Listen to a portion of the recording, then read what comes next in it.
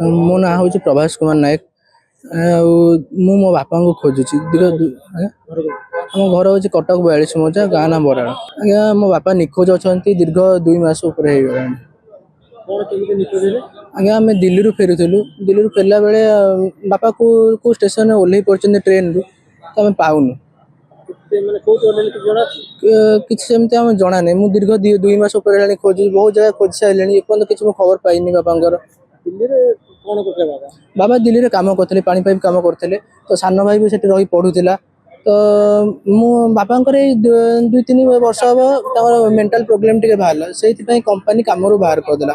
जेहेतु कम बाहर करदेला मैं सांग हो बापा मु सान भाई फेरुलु।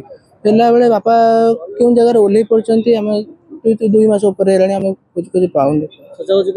आज्ञा आज्ञा मु यूपी प्रयागराज फतेहपुर गोविंदपुरी मिर्जापुर सियाड़े सब खोजिक आसली। तापर मुझे मझे बालेश्वर आ सोर जाइली। बालेश्वर खोजा खोजी भितर मु खबर पाइली कि बस स्टाण्ड पाखे बालेश्वर बस स्टाण्ड रे मो बापा कड़े गोटाए दिन रही थे 2 जन चाह दुकानी कहले मत आखपाख लोक भी केते जन कहले कि बापा को देखते